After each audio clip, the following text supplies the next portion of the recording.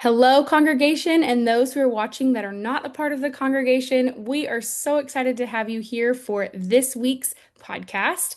We are in week 2 of our foster care series. If you haven't seen the first one, just be aware that this is May Foster Care Awareness Month. And so we are so excited to have the Donatos on. Welcome to the Unveiled podcast.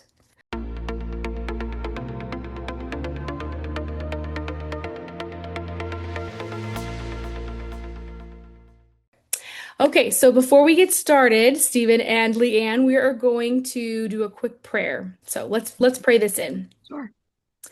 Heavenly Father, we thank you for the time to be together. God, we thank you for the gifts that you have brought us through foster care, God. We know that there are blessings. We know that there are hard times, Lord, and we wish we lived in a world where we didn't have to have foster care, God, but we just thank you for the blessings that do come from foster care.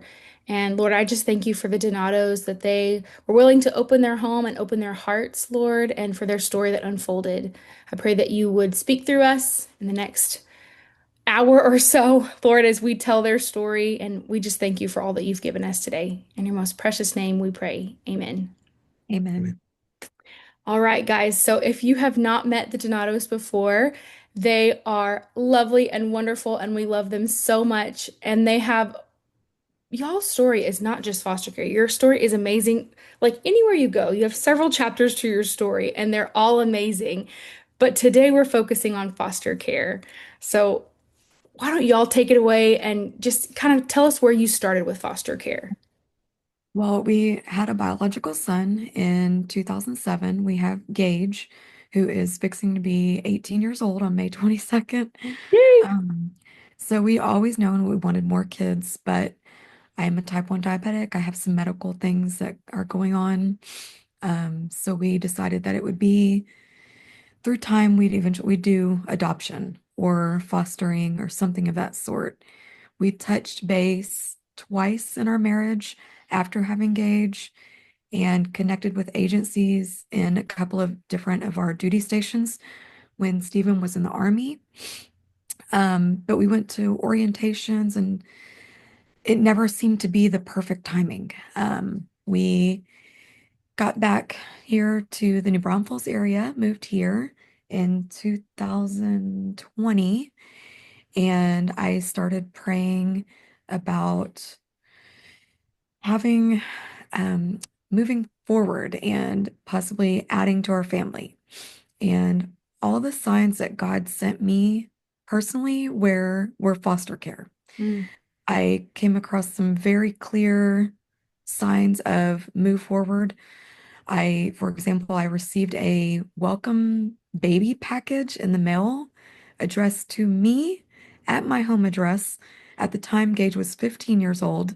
mhm. So I don't think it was a fluke thing. I really believe it was a sign. Yeah. And so then we started talking to other people.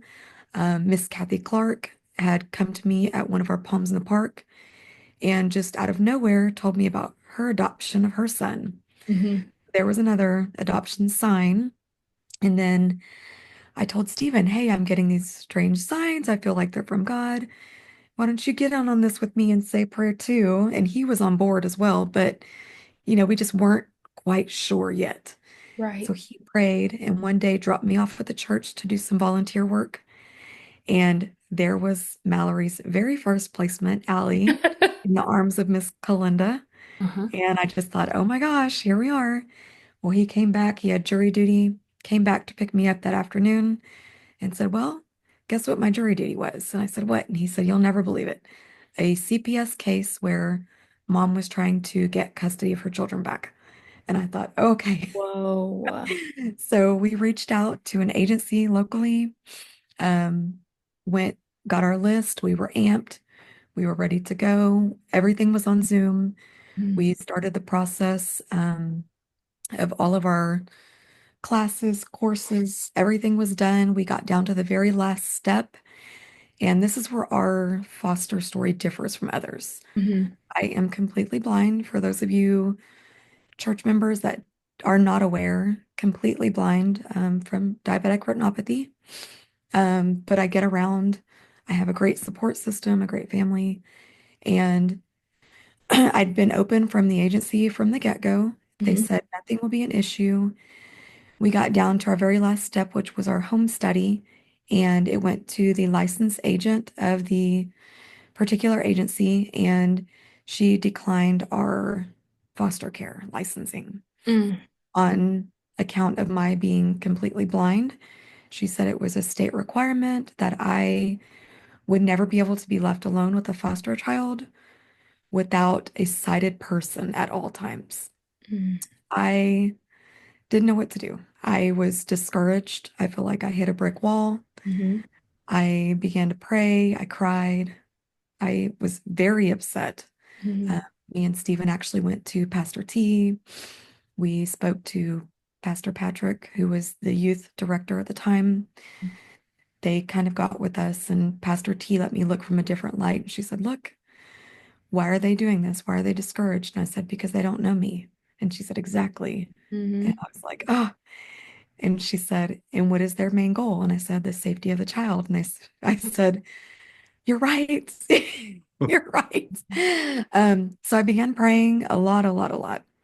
I asking God, what should we do next? What do we do? Do we stop? You've given me these signs. You've given Stephen clear signs. This is our path. Um, we spoke with some other family. We spoke with you. We reached out to your agency, Hmm. who I called directors. I called and networked with other blind parents on Facebook. And I said, hey, have any other blind parents fostered before? I met some friends through networking. I spoke to them directly, spoke to their directors and their agencies, and just was extremely motivated to keep going. I called SJRC, spoke to the director, and she was like, absolutely, we want to get you on board. We would love to have y'all as a family. Hmm. And we went with them. We went through the whole licensing, all the requirements a second time. Yeah, well, I mean, luckily the second time they could pull all our documents Right, right, from the first agency. So it was pretty much just a few more requirements that SJRC had, and then our Right. home study, which was, I mean, everyone's scared of the home study, but to me Yeah. that was the easiest part of the whole thing. yeah, Right. If your house is in order, I mean, yeah, I mean, lock your medicine up, Right. it's just common sense stuff. So yeah. Right. So, it wasn't that bad. yes.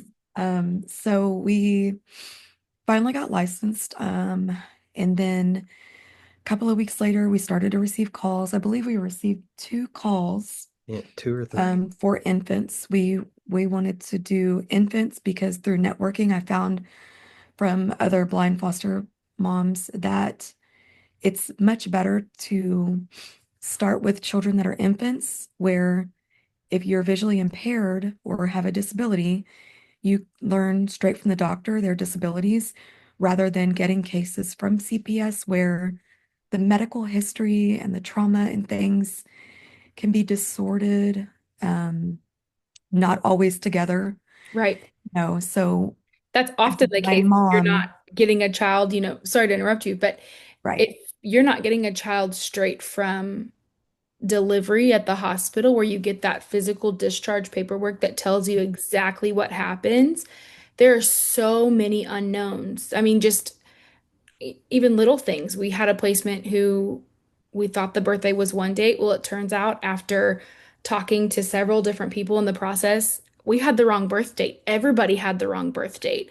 And Um, it's just little things like that yes. that get Yeah, lost. Yeah. I sure, mean, even sure. with Zoe, we thought she was 9 weeks premature, but medical She's 10 weeks. documents was 10 weeks. Yeah. Really? I did not know that. Yeah, Yeah. we were going through all her paperwork, a few months ago, and Mhm. Wow. like, oh man, this she was 30 weeks. 30 Yeah, she was weeks. born at 30 weeks along. So, Oh my gosh. And you'd never know. Like you Yeah. looking would at her now, know, talking to I her now. know. I mean, she's Um, amazing. yeah, so we received a couple of phone calls, and of course through foster care, they put in your family's packet, Hmm. look it over, and it's kind of a first come, first serve basis, as from what I've Yeah, understood, and needs. and needs and things like that, other situational things per home. Then we received a call. Our case manager actually put us in for this one because it was our third phone call. And she said, "Hey, we put you in. Um, I knew y'all would accept it." She's like, "I just know what you're looking for. Yep. This, y'all been accepted. If y'all can do it, I need Stephen to take off work tomorrow. I need y'all to come to University Hospital and be with her and do feedings and spend the day with her." And that was it. I called Stephen. I was like, "Oh, we're in. We have a baby. Like we're going." It was just as exciting as like a scheduled pregnancy. I mean, it Yeah, was like, yeah. oh, all the things, all the feelings, all the emotions. It's like, oh, here we go. We walked into the hospital. We got through all the security and things like that, and walked in the room, and there was this beautiful baby just laying in her room, and So tiny, so so tiny. tiny. She Yeah. was so tiny. She was about, I think when Six we pounds 6 pounds 3 ounces when we got her home. at 6 weeks She old. was 6 weeks old. She didn't have any attachments to her. She didn't, at this time, didn't look sick, but later on, we found that she was a very, very sick baby. The Mm-hmm. nurse came in, and as we're holding her, she kind of went through her medical diagnosis at the time of birth. She was heavily infected with syphilis. Mm. She was exposed to Drugs. methamphetamines. I think hers was also alcohol exposure, Yeah. alcohol fetal Goodness. syndrome. Yeah. So I mean, you name it. I mean, very, very sick baby. But sitting there with her, just that we held her in our arms, and she was so perfect. I Mm-hmm. really didn't expect anything like that. And then Mm-hmm. the next day they brought her to us, Well, that and night. that evening, Yeah, yes, because that the evening case the they because followed us the back. DFPS could not release her to us from the hospital. They had to physically drive out here to New Braunfels Mhm, to place her at our home. So mhm. we had to rush home through rush hour traffic, and we waited and waited and waited and And at the time, it was a family thing because we had my father-in-law, Stephen's pops dad, Pops. He was living with us and Mm-hmm. Gabe. and Gage. So it's like, okay, guys, as a family, it wasn't just Stephen and I deciding this. Right. It was like, hey, we've got a 15-year-old son. He's in on this. This is Mhm. family too. This is going to change everyone's whole dynamic. So, Absolutely. Pops, are you Absolutely. ready for this? A grandbaby, a new baby in the house, and Yes. he was excited for it, and he was really just cool to go with it with us. Let's Right. do it. Let's do it. And I have Um, to ask you, what was it like going from having a 15-year-old, it's been 15 years since you've had a teeny tiny baby, going back to having not only, because you've told me Gage's birth story before, yes, yeah. and just a let alone size of the babies at that point is so different. I'm not gonna lie, it starts all over agagan. Yeah. It Hmm. was, especially at an older age, I'm older. I'm 15 years older. I'm not as spruce as I used to be. So getting back into that stage of Mm. bottle feedings and diaper changings and, every 2 hours. And, Yep. it's a lot. Yeah. It was that same bring the baby home just as if you'd had given birth to the baby. Right. It was the same experience. All the things except you're not as sore. So, Right. Yeah. so Uh-huh. physically it wasn't as bad, but still mentally Yeah. draining, still And you're tiring. still waking up every 2 hours. You're Yes, yes, tired. all the Yes. things. Yeah. Yes. You forget that. Yeah, Yes. Uh-huh. Especially 15 years, you're like, yes. oh my goodness. And Yes. You don't know how, like, I always joke and say, I didn't realize how lazy we had become until we got another baby in the house. Uh-huh. There's no sleeping in. yeah, You and now it's toddler education movies and TV on. yeah. I'm like, can we watch the news at least or And so a something? lot of our stuff with being, I know that's foster care is the main focus today, but being visually impaired and having a disability, Mhm. we have to be very structured in our day to day, like in our swapping off and doing things and, Mhm. you know, diaper feeding or diaper changes, bottle feedings. I have to know where everything is. Right. wash the bottles the same time every day. So I know exactly where to find all the pieces, because 15 years later, there is much more pieces to a bottle. Oh my gosh. Oh my gosh. Yes. Serious. I So, mean, Avery was yeah. on, my 5-year-old was on Phillips Avent. And Yes. so it was like, even that one had, 4 pieces. And I was like, man, this is so terrible. Yeah. And then nowadays, like, they have all these anti-colic things, which have 5 and 6 pieces. And I mean, you're not joking. And they have these little tiny pieces. And anyway, I mean, just washing them alone, you lose pieces all the time. Yeah, So, absolutely. Absolutely. yeah. So, so we had her. It was just um the the emotional roller coaster was hard. Hmm. Her biological father was incarcerated, and her biological mother was hotel to hotel. Hmm. At this point, she was baby number 7 Yeah, Zoe's for baby number mother, 7. um, and for biological mother, and child number 3 for biological father. Hmm. Had already had 2 children that had been adopted by maternal grandparents, and they were in another state. So here we are going, oh my goodness, she has siblings. Right. I myself personally am a very strong, rooted person to family. My cousins are like as close as siblings. Uh, Hmm. and I call aunts and uncles. I talk to all my family on the regular. Hmm. So for me, that was like a big, it still is this now where I'm like, wow, she's got grandparents out there. Right. No biological family came forward. But with dad being incarcerated, he did appeal his Parental rights. parental rights being taken away. Hmm. So that was a waiting process, and that was very stressful because he was up for parole at the time. So we thought, surely, I mean, of course, whatever is in God's will happen, Right. but let's just hope that whatever happens is for the best, Mm. for her. But at this point, we'd already fallen in love. I mean, Yeah, we'd already connected, bonded. absolutely. She was already a Donato. Yeah. She and she is to this day. Yeah, Yeah. but so Didn't y'all tell a story? I think it was, yeah, before she was mhm, adopted. Didn't y'all ask her, do you want to be a Donato? yes, Yeah. yes, Yep. yeah, we did. We She's said, "Do you want to be a Donato?" Yeah, yeah. which she'd say no to some days. But that little girl is full of sass. I have never met a little girl like her. So she will be our She tests Gage our made it look patience. Gage made it look very easy. Yeah. Yeah. Gage made Yeah.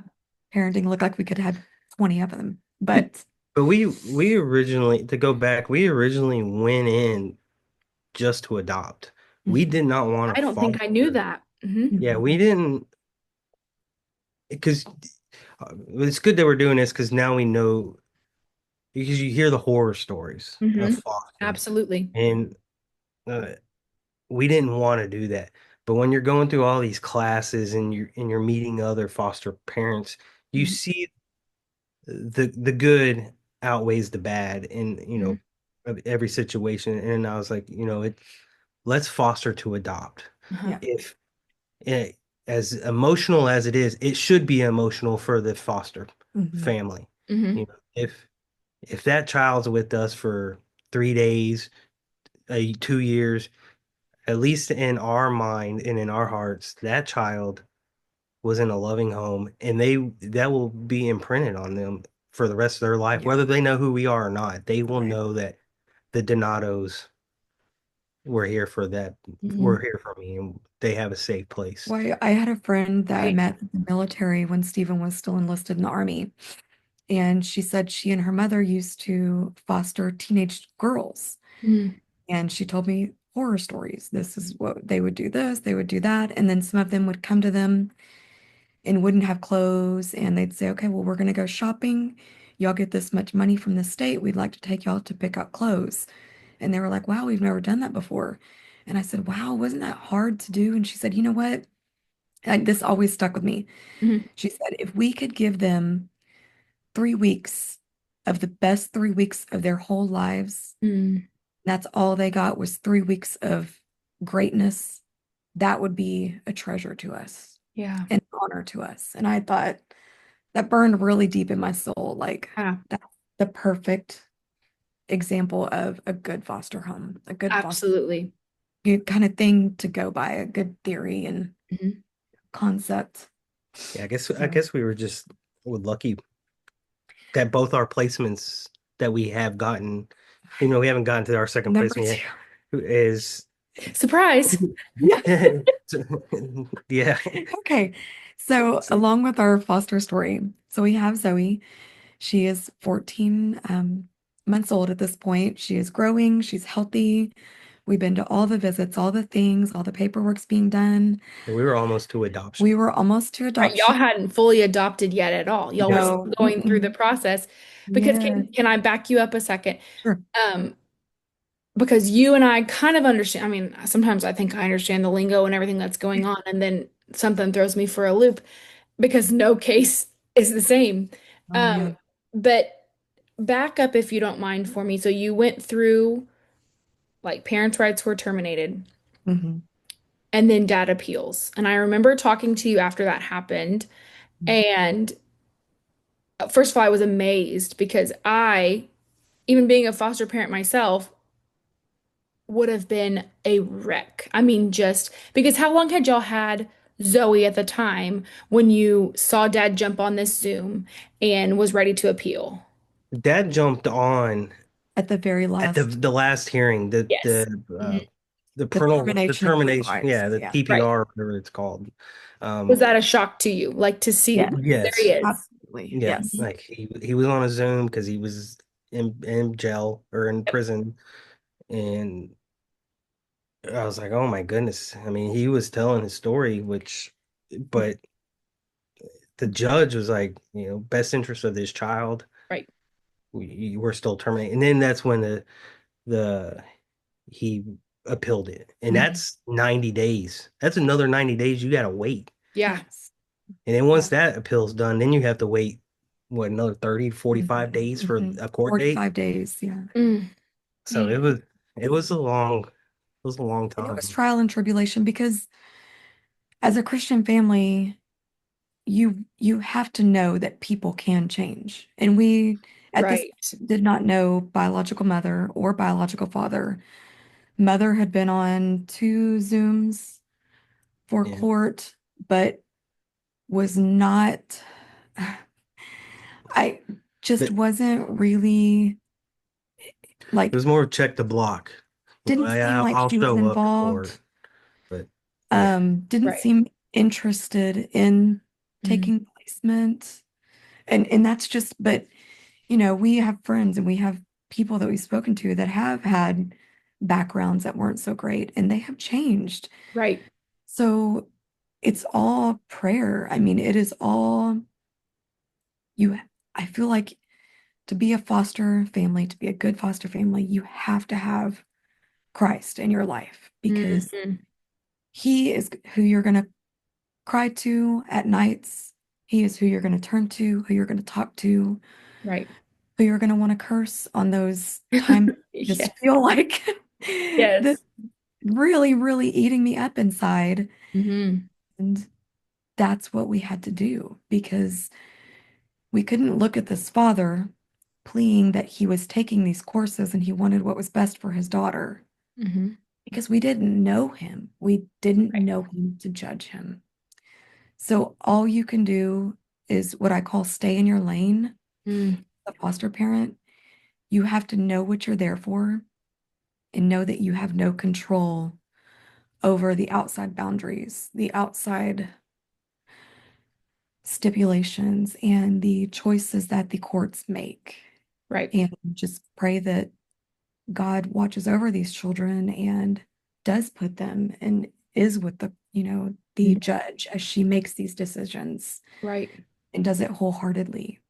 I could never be a judge for stuff like that. Oh no. I mean, I Way. just, it just takes you for a loop. Well, I guess another thing was after his appeal came back denied or it wasn't granted, his mom was like, "Oh, well, I'll take her." Mm. And so now we had to do that whole Mhm. uh home study that, or they do, Yes. but that was quick in and out there. I think the DFPS went to do the home study and just kind like of, the day of one of our court hearings. And that's so terrifying because you're like, oh my goodness, yeah, yeah. this Yeah, could be the day they say that she's moving, yeah. and that every court date, I think, is because, as you said, as a foster parent, we're called to stay in our lane, but oh my Yeah. gosh, it is so hard to stay in our lane Hard. I because you think Yeah. that think is the like hardest. it is the hmm hardest because you think like, no, I think I know what's going on. I think I know what's gonna be the correct, what's best for this child when you're seeing that one side of it and you're seeing that one part of it. Yeah. But it's just absolutely gut-wrenching sometimes to sit there on a Zoom and have them tell you what they think is best. And on the inside, you're screaming, no, I don't think that's right. No, I don't think that's right. Staying in your lane as a foster parent is so hard, so Yeah. hard. hmm So, yeah. Yeah. Um, so the grandmother ultimately, the Didn't work out. paternal grandmother didn't work out. She'd also had other grandchildren that she cared for part-time and an elderly mother Hmm. was caring for, so she didn't have really the means to do so. Mm. So that was, overlooked and things like that. But like I said, deep family rooted, I still am wanting to write to grandmother eventually. In time, I want to get an anonymous letter out, and we can do this through the adoption attorney that we used. She Huh. said she can safely email letters over, just letting grandmothers know, hey, she's doing great, she's wonderful, she's happy. This is what we've gotten from the foster family, the adoptive family now. And so I feel like with the biological grandparents, Hmm. they don't have control either. Right. They don't have control of the parents' actions Hmm. that cause children to be displaced. And Right. when they're older and all they want to be is grandparents, it's extremely hard for them as well. So there's Absolutely. another, foot in someone else's shoe to be like, wow, these grandmothers are missing out on their grandchildren, Right. to no fault of their own. So wouldn't they, if I were in their shoes, would I love a letter? Absolutely. Yeah. So it's going to happen soon, but we're just letting time take its toll and take its Right. course. But, extremely busy now. But so fast forward, Mhm. she's 14 months old. Stephen gets a phone call at work and he calls me and he says, hey, CPS just called. Zoe has a brother. Her mother's given birth to another baby. They want to know if we can take him. And I just kind of hold my breath, and Stephen goes, well, I already know the answer. I'm just calling to confirm with you. And I say, okay, let's do it. Well, let's keep them together because Uh-huh. they're siblings and they're blood related, even if it's half. Right. Keep them together. Well, we did have a few calls before Yes. Mhm. Zeke, and we turned it down. It's like there's no way We that could we do can have a two. 1-year-old and a newborn. There's no, Right. it's Yes. like our hands are full already, And and one of the Right. cases was what they call a A baby Moses. baby Moses. Yes, I remember you saying that. It Yes. was a story on the news. A baby had been dropped off at a church Hmm. locally and they needed placement. And I just automatically went, no, I can't do two. We Yeah. can't do Yeah. two. That's too much. Two's too much. Right. But lo and behold, where does God come in? Hmm. He's making room and making a way for us to make room for her half brother. Hmm. So that's the way I feel about it.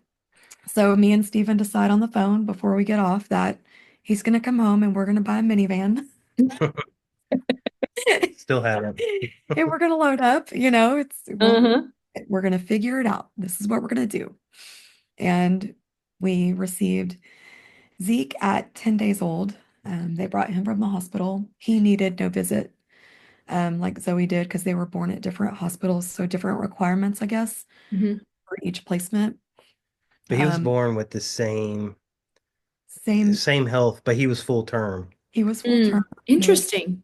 Yeah, 7 pounds, 8 ounces, fairly healthy, but drug exposed and syphilis infection. yeah, no prenatal care. So no prenatal care, but they treated him for the 10 days of syphilis and he was cleared and we It- brought him home no, and they brought him to they us. brought him to us, yes. They had to borrow clothes because they didn't have any for him, or not borrow, but One they little got. outfit they That's found. all they had was one outfit and like Yeah, three diapers. Yep. yeah, And, Hmm.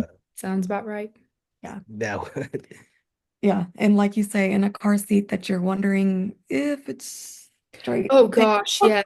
Yes. Like a horror. Like, and they have to No. have every single CPS worker has to have one, and car seats are not cheap, but you think, oh goodness gracious. that car seat from when I was a child. Yeah. That's a Yeah. 40-year car seat. So same biological mother, Mhm. um, different biological father, but neither one came forward. Mhm. Um, At all. There was they did not show to any court hearings. Um, the their lawyers could never get a hold of them. They had a special Sure. staffing to just expedite this. the Exped. adoption. Interesting. Hmm. They're like we. I mean, they went along the way you're supposed to, but they're like, hey, we're to a point where Hmm. we can't get a hold of them. Caseworker has never even seen mom. Yeah. So Wow. So they reached out, they did all the things that they were supposed to do. He did, the father's and aunt brought up the mention 2 to 3 times of taking custody Mm-hmm. of Yule. And Gut wrenching. Gut wrenching. neither Yes. one of the times we got the shakes, you get the whole feelings, the Yep. roller coaster, and you're like, Hmm. okay, okay, here we go. Then you start your prayers. Please let her be a safe home. Please let her be Exactly. Exactly. for Ezekiel. That's the only thing we hope for. Hmm. Um, Neither one of the times did she come forward with any further paperwork. She never followed through. So at the third point that she mentioned, the caseworker told us that at this point, it was failure to move forward or something. yeah, Yeah. I don't So remember what the what the many terminology acronyms were. was, but Right. she had basically struck an interest, but then was failure to uh, get the process rolling. So Mm-hmm. they just kind of acquitted that and just got that out of the way and then moved forward at 19 months. We adopted Zoe in March Mhm. 19th of 2024. And then October of 2024, Ezekiel was finalized with his adoption. And now we are a family of five. So, And when are but you opening your house again? oh, Oh. let me tell you, it's No, funny you mention because right now we're like, no, no, no, no, no. Absolutely not. Yeah. But just go ahead and ask us if we closed our home altogether. Mm-mm. no. We just we're on suspend or what Right. is it? Yeah, we Suspended? suspended We our suspended Hmm. our whatever yeah, it is. yeah. Just in Just case. in case. You never know. As of Right. right now, no. Yes. Right now we Maybe when Zeke's like five or yes. six. Yeah. It's toddlers now and toddlers are busy and Very busy. That's a good word for it. They're very busy. as Very. far as the whole foster process is concerned, I feel very blessed, but I feel like this is a very God sent situation. I Hmm. think this has made me stronger as a mom, but a disabled mom, Hmm. jumping hurdles, going through hoops, um, reaching out to society, networking, getting the motivation and the support I feel like I need as a mother. So it's made me stronger. Right. My support system is amazing. I couldn't do it without a support system. Yeah. If I didn't have such a good husband and Gage and my father-in-law and our church community and Pastor T to go to and Yep.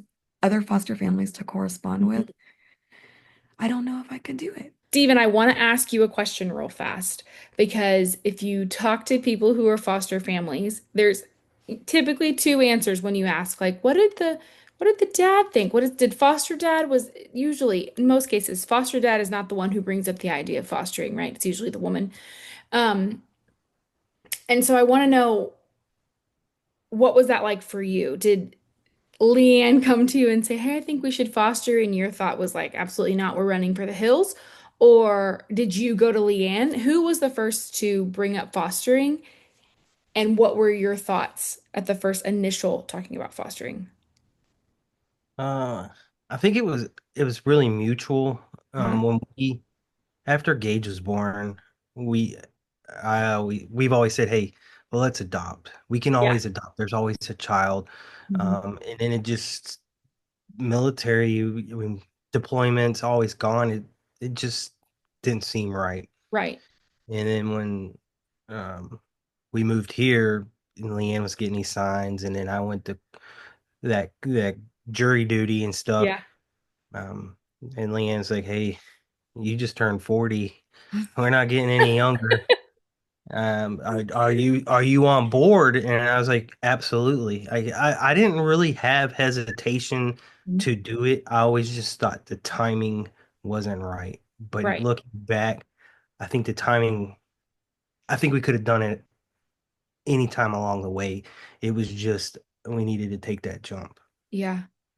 Isn't Um, it funny how God kind of works all those things out? Like you think, well, I can't do this now because, well, we've got so much going on at work, or we're taking that vacation coming up, and we would have to think about respite and all these Mhm. different things that we put in place. Like it can't happen now, it can't happen now, it can't happen now. And then he somehow just works all the way through it, weaves all the way through it, and works everything out for you. And it's just the coolest thing. And it's another validation, right? Like, oh, this is what we're supposed to be doing. We are called to this because sometimes Yeah. on those hard Yeah. days, you think, God, did you really call me to this? Which I'm sure, Leanne, that's what you were thinking after Yeah. y'all went through the whole process with the first agency. Yeah. Yeah. And Yeah. that's what I needed. I needed, okay, give me signs that I need to stop Hmm. and reevaluate, or give me signs that I need to keep going. Right. And just networking felt so easy. I mean, I called National Federation of the Blind, the president of the Texas chapter, Hmm. spoke to her. She said, I raised four children and I'm completely blind. Hmm. I know you can do this. Let me reach out to your agency that was kind of hesitant. Right. And I said, okay, because I'd originally asked, I said, look, I have a friend that's an attorney, Mhm. and he's saying, hey, this is a clear case of discrimination Right. of Right. ADA. And I thought, I don't know. I could never see myself pursuing a lawsuit. And with an agency that's already vital to so many families, I Right. couldn't see disrupting those people Mm-hmm. on account of what I was going through as a disabled parent. But at the same time, I needed to ask that president, hey, am I doing the blind community a distrust? Because Mm. if they're doing this to me, could Right. they discriminate others? Right. And she gave the best answer. She said, no. She said, we are not a blind community to make enemies. We don't want to push against society. They are uneducated and unaware of just what we can do and what Right. we can achieve. And I was just to tears, like, wow, Yes. that is amazing. So she said, rather than pursuing something like that, let me have contacts of this agency that you're talking of, and I'm going to send them literature and information, and we are going to educate that agency. Mm. And so that's what we did. I never followed through with them. I just kind of closed off with them, Right. swapped over to the new agency. Haven't really been in contact, but Stephen did go to the foster closet to do some donating or something. Huh? And some volunteers were there. some volunteers were there and said, hey, we remember y'all. And he said, yeah. And he said, we've adopted two. And they're like, wow. Yeah. So it's just kind of one of those, just give them a little wink. Right. Yeah. Like, you can So do this. You've told me several times, and I've heard you say it to other people, like at my house, I'm not blind. yes, yeah, yeah. And It's so true. It's So, so yeah, true. Yeah, going yeah, over to your house, like it's yeah, just, yeah. And like at night times now, Leanne will rock Zoe. mhm. Zoe wants to turn the light out. And I was like, well, I can't see out the door. And Leanne's in there and she's like, I can see. Zoe is just so mesmerized. She She's like, thinks, Mom, you can see in the dark. Yes, I wow, Oh, can. I said it's my yeah. superpower. she loves it. Mom can Yeah. see in the dark. But she's acclimating the same way Gage did, like an owie on her. She has to point out Mm. every owie. Mom, right here. So she puts my lips right to her little hand, make me kiss her boo-boo. Yes. Uh-huh.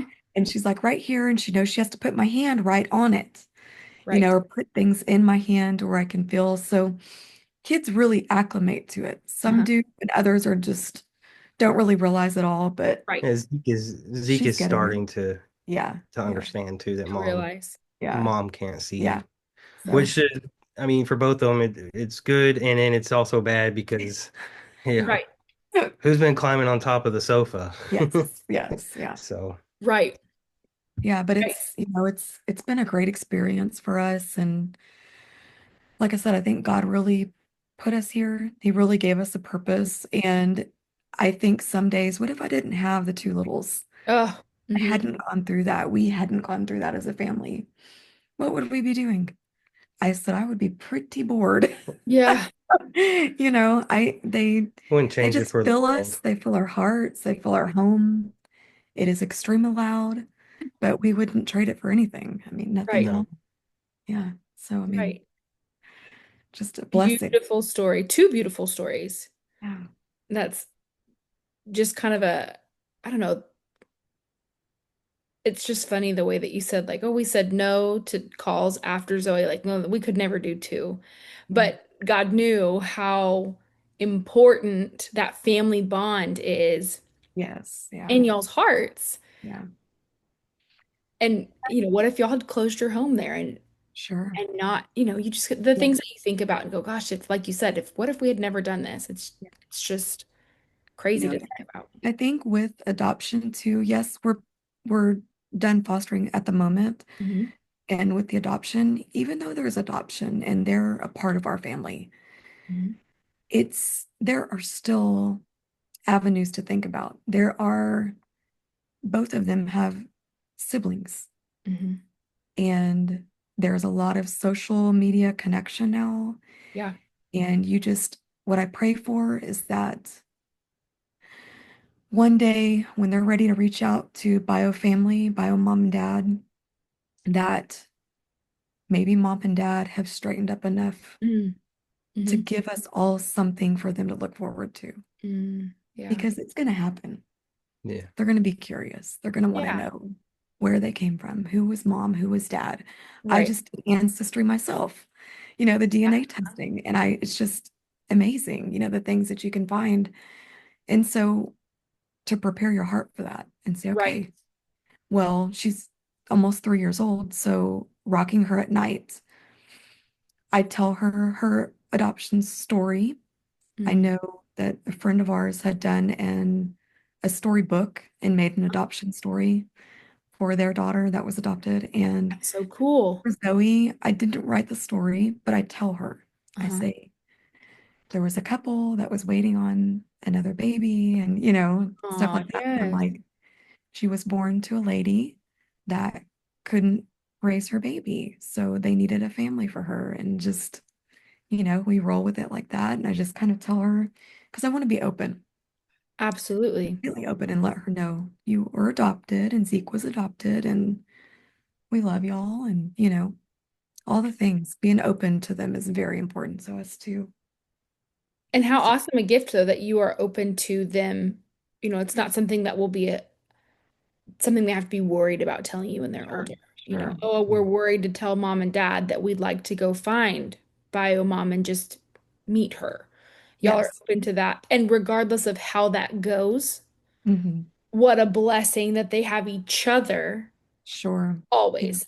Yeah, Yeah. absolutely. Yeah. Absolutely. Goodness gracious. What a beautiful story. I want to wrap up and I want to wrap up by asking you, both of you, what is one piece of advice that you would give to a family or a person who is thinking about getting involved in some way, whether that means taking the steps and going to the classes and becoming a foster family or a foster parent, or even something as small, even though it's not small in the moment, as bringing a meal to a family who's just received a new placement. Sure. What's something, a piece of advice that you would give to them? You go first. Yeah, go ahead. My advice for a foster family Mhm. would be to build your community be to have them respite certified and not take advantage, but as a couple, you need that break Uh-huh. because that is that is very important for the marriage. It gives us a break, Mhm. and it doesn't matter who it is. Just one week or one night a month or whatever. Just hey, Right. I want to go. Let's go eat dinner. Whether it's Mhm. we're gonna just go to Chili's or Yeah. nothing fancy. Just Get out of we the house. can go grocery shop or something. Right. Just Oh, get out yeah. of the house and you could decompress because it's a lot of work, but Mhm. it's that would be my advice. You want to get as many people that can be respite certified as Mhm. possible. Mhm. Mhm. That's That's, good concrete advice. Yes, that's absolutely. 100%. So my advice would be if you are wondering if you can do it, you can. Hmm. Pray about it. Pray long and hard about it. Ask God for clear signs and do what you can where you can. With my vision loss, I have to find what I can do where I can. Hmm. So it might always be, you know, it might not always be where I want to be able to help and to serve and to help my community. But like you said, bringing a meal to a family that's a foster family that has just received a new placement is extremely important. And it's helpful. And every little piece, every little thing means so much more than what you think it does. Absolutely. Yeah. Even a meal, a Absolutely. card, a thank you card, holding the baby while you're, Yep. Mhm. busy, everything. You're a part of that. And you're a part of that baby's family and that child's family. So, Amen. Say it louder for the people in the back. yes, Because, amen. yeah, to you, you may think it's just a meal that you're bringing to a family, but that's one thing off of that foster family's plate that they got to get done for the night. Sure, But sure. even more than that, you're showing that foster family that you want to be a part of that community. You want to be a part of that family with them Mhm. because sometimes fostering can feel very lonely. Like we said, no case is exactly the same. And so going through a case that can be sometimes a little messy, can feel very isolating sometimes. Sure. Yeah. Yeah. But knowing that you've got that community that's around you, that you Mhm. can call and just say, hey, you know what? I just really need an ear to listen right now. Or I Mhm. need to go out and do something to get my mind off of things. Or my husband and I need a date night is Mhm. so, so helpful. Yeah. So those are Yeah. really good pieces of advice. Super good pieces of advice. Thank you guys so, so much for being willing to sit down and tell y'all's foster story because it's just amazing to see God, weaving his way through all of it and weaving everything perfectly together. Well, So I'm thank you so so thankful. much for, bringing up the foster families and celebrating the month of, foster awareness and bringing it to light. I think a lot of people can use, a little bit of information. Yeah, So good. absolutely. Thank you. All right. Well, thank you so much, congregation, for checking in and watching today. And until next time, we'll see you later. All right. Bye. Bye.